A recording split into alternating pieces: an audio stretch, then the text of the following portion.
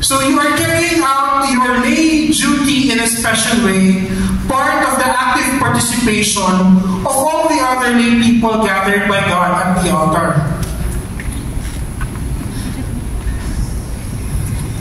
It's not only us, gathered all the lay people. Diba pinag-ibig Father kanina, it's not only you, it's not only your ministry, but it's the lay, the congregation. You carry out sacred duties delegated to you by the ordained man, and you are a special link in the combined action of adoration and praise that the whole church celebrates in her liturgy. Always remember, altar servers, you are a special link between God and man in the liturgy. If the lectors are God's mouthpiece to convey the message, you are God's link from God to man.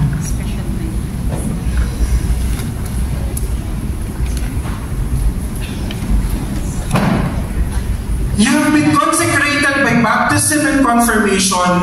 You are set apart, made holy, and given a special share in God's grace.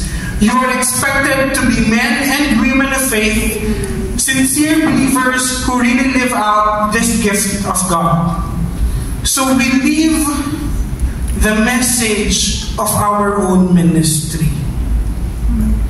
Sabi ko nga kanina po, hindi pwedeng altar server lang tayo sa altar. Dapat paglabas po natin, nasa puso pa rin po natin yung pagiging altar servers natin. Number 1, reverence. So that's the first idea of an altar server. Ano ba yung ideals? Why do we have ideals? It is for us a checklist or a goal that we have to follow. Reverence. We revere, we respect God and the sacred objects when we serve. We are reverent with our actions. When we walk in the altar, we walk in a peaceful and dignified manner. When you stand, when you sit, when you genuflect, when you kneel down, peaceful and dignified manner.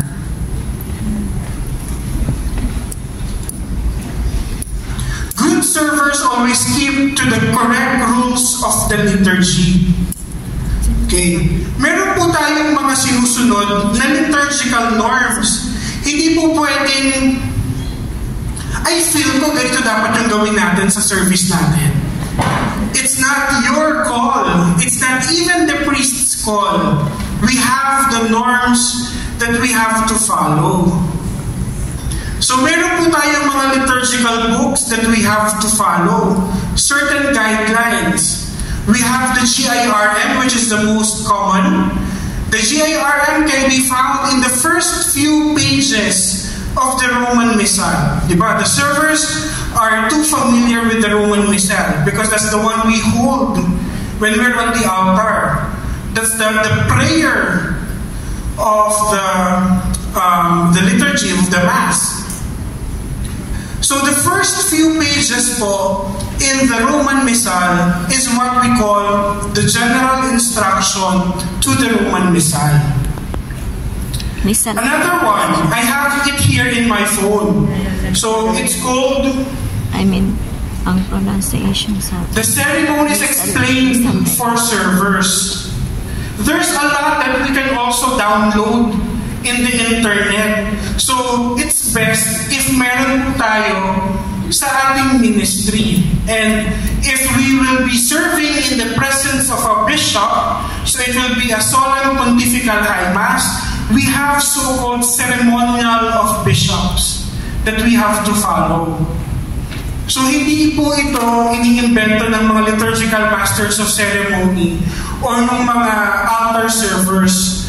Meron po tayong mga certain guides and certain norms na we follow. Decorum, number 2. What is decorum? requires We give dignity to the service. We give dignity to the ministry that we represent. It means behaving with a quiet reverence, not pushing yourself forward, but moving around confidently and carrying out each action without fuss or speed. Decorum is actually what is proper. It shows how you respect the presence of our Lord Jesus Christ in His sacrifice, in the sacraments, and in His people. Piety.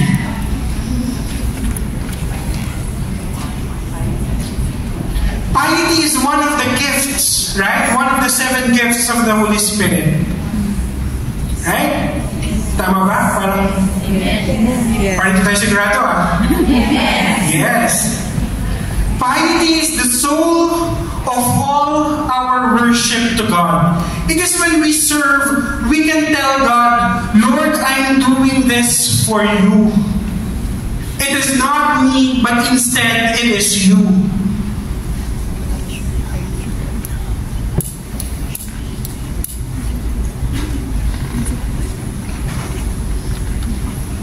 Altar servers who accept this ideal play their role in the liturgy worthily and well. They will set out to practice a regular personal spiritual life, including daily prayer, scripture reading, and the frequent reception of the sacraments. So, piety pala will help us to live a good Christian life. Parang seryoso? Nakarinig lang tayo ng good Christian life, naging seryoso na tayo.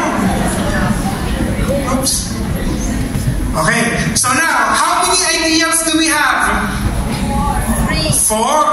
Ano yung first? Reverence?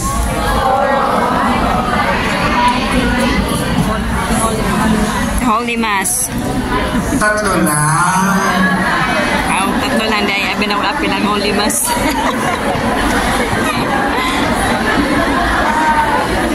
Hey, huwag niyo pasahin Holy Mass na yan. Okay. For us altar servers, dapat we don't memorize the Mass. What's important is we understand the Mass. Anong pagkakaiba nun? Yung minimemorize natin ang misa, pag may nakalimutan tayo, mali na lahat ng kasunod nun. Pero if we wholeheartedly understand the meaning of the Mass, of the liturgy, kahit nakapikit tayo, my dear sisters and brothers, alam natin ang misa. For altar servers, we don't memorize the rubrics that we do on the altar. What is important is we know by heart the meaning of what we are doing. Imagine, if you don't know what you are actually doing while serving,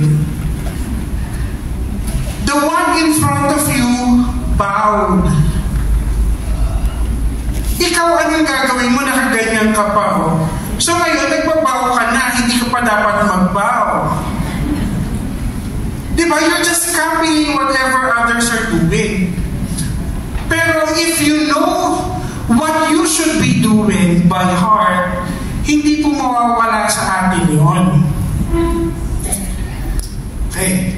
I started serving as an altar server at age 8. Kasi beforehand, ang requirement lang is you have received your first Holy Communion. Alam niyo po ano yung first duty ko? Mag-ring ng bell. Tuwang-tuwa na po ako noon, mag-ring ng bell.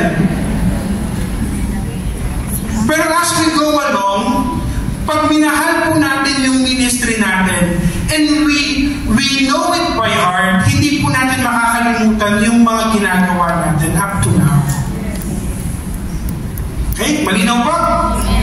We don't memorize, but instead, we understand the Mass. As we serve in every liturgical celebration, we come to a deeper understanding of the work that we do, the signs and symbols we represent, and the sacramentals that we hold. They all have a deep spiritual meaning, and you can never completely explore them. Ano po ba yung mga ginagamit ng altar servers? Ayan na, sige na. Ano po yung ginagamit ng altar servers? Pag bumaba ako sa baba, magtatawag ako ng altar server. Ano po? Ito, actual quiz to. Pupunta ako dito sa mga kilala kong altar server.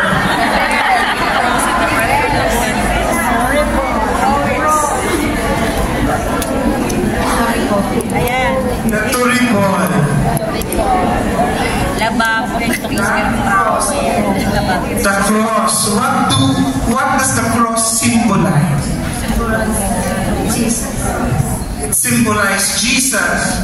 What else?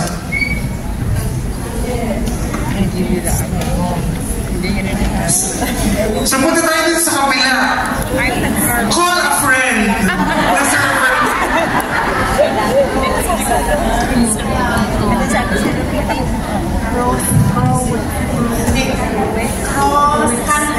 Candle. What does the candle symbolize?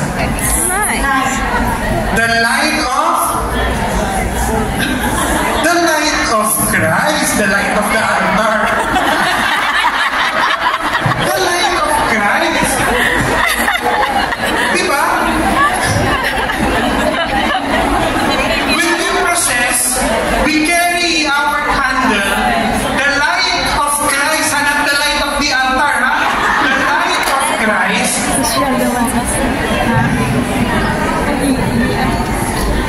Sana, if it is accompanied by prayer, what we can say is, Lord, may you dispel the darkness in the hearts of the people gathered here, that they may see your light. Di mo siyempre sasabihin with a microphone. Internal. You accompany your service with a prayer.